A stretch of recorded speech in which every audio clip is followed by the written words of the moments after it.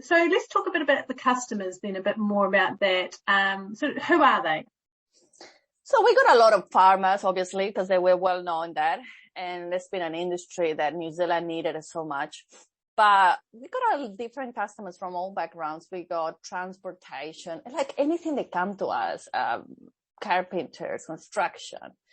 Well, we've done a bit of everything, but not in bigger scales.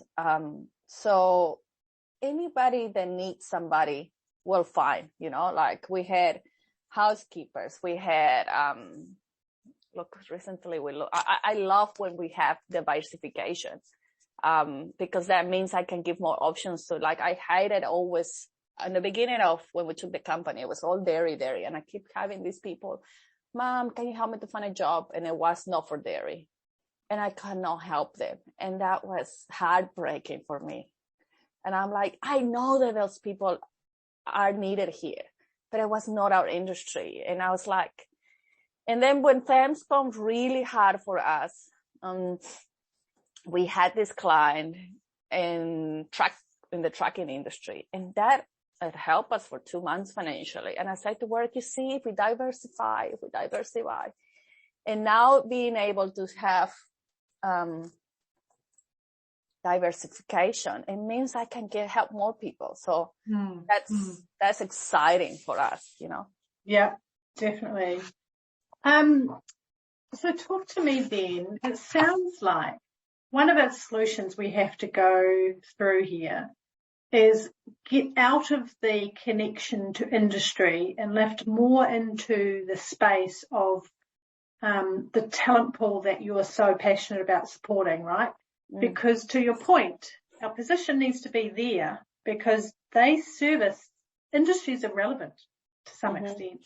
Yes, obviously it's not irrelevant when you have to go through the process of appointment and understand all the hurdles in order to appoint and connect that person. But at a brand level and at a positioning level, your point of difference moving forward is in the quality of that pool that you have, and the opportunity then is that pool just happens to be hugely in demand across a range of industries, right? Yeah. So that's your diversification in the sense that it's not about the who you're supporting in terms of your product and your service. So your product is obviously the talent pool, and then your service is how you then bring that to the market. That is where we have to find that gold, because that floats above industry. That then will create that diversification. So if one industry is doing bad or another industry is excelling, you don't have to keep changing and diverting and everything in order to service that change because you're above it. Does that make sense? Yeah. So we need to find a positioning in market that encapsulates that product, that then feels quiet and that drives the value of that product. Because then whether I'm a truck engineering company or whether I'm a farmer or whether I'm a nursing home, I see the value in the person that I'm trying to appoint, not whether or not you work in my industry or not. Yeah. And that then helps us with those planning, right? Because you can say, okay, well, that industry is on the downer, but this one's on the up. So let's maybe put more of our sales efforts into that one for the time being, etc. moving forward. So that's definitely what we, I think is starting to emerge even just with these couple of conversations. Yeah, like Warwick was saying to me, I wish we could get more calls from other industry. And I said, well, you don't have it because it's not in our marketing. Our market doesn't say nothing about other industries because it's been so in the hiding that nobody kind of sees. And at some point, I think everybody has to go through a journey of again, what somebody said to me, like, trust, you got to build it again. You lost it, but you got to put it again, and you're going to be hit it again, and you're going to get up again. And that's life. And then not be scared of showing who you are. Because that happened to me. Like sometimes I say too much and then, what did I say too much? I ruined it. I shouldn't say that. Or even with friends that you make somebody uncomfortable because you ask some person, but what did I do? Like, why you're not like that? Why didn't you call me? Like, you ask those questions and people don't want that. And then I said it and then I thought about it. It starts with me. I don't want to change myself. I want to make myself better. If I have mistakes, I'll fix it. I'll put a lot of energy to make things better. And that's the same way I want to think for my business. Yeah. So I don't want to be scared of showing anymore. I want to be able to show all who we are, what we can do. Yes. And then if we don't do things right, we'll fix it. Because we're not perfect. That's the truth, you know?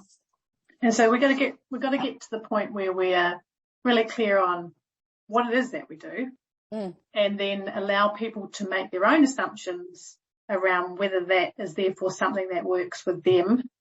And then we adjust that experience based on where they're coming from, farming or whatever industry. So it's all very doable, and this is the journey we're on, which is exciting. Great first step, right? So let's just now latch on to the opportunity for CCR. Okay. Let's transport ourselves 5-10 years into the future, and let's say we've achieved what we wanted to achieve. What does the world look like? What is the best of CCR in 5 and 10 years? Well, it would be great to, I have this thing. I was one time in Philippines, and I saw this huge building was going to start to work. It was 7 a.m. and it was a big project. And I saw maybe 200-300 people, and they were doing an intro before work. And I think it was so far I couldn't hear too much, but I seen them. I think they had a prayer time. They had a warm up. They had a song.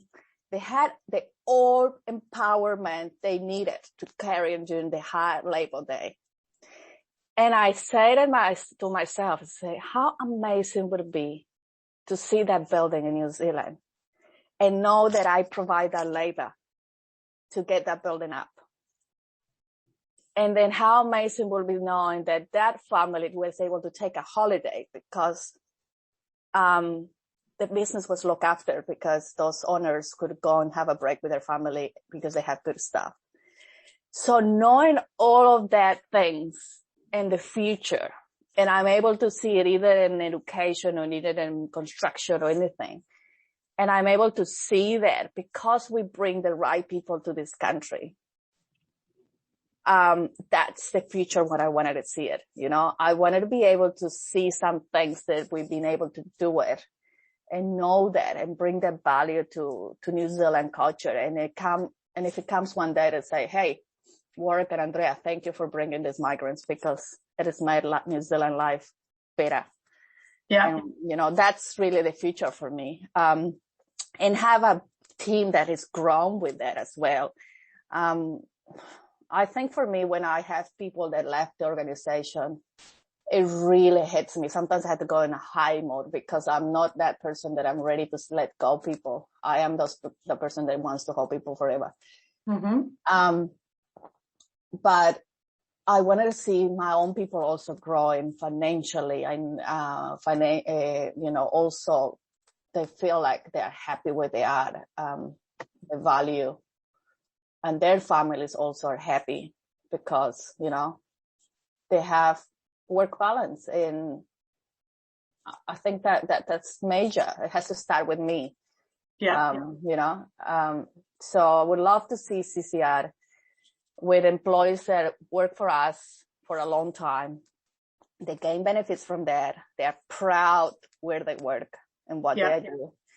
And future-wise, it's just see it out there. I would love to see it. I would love to see my brand. I would love to see it in the news. I would love to see it in a billboard.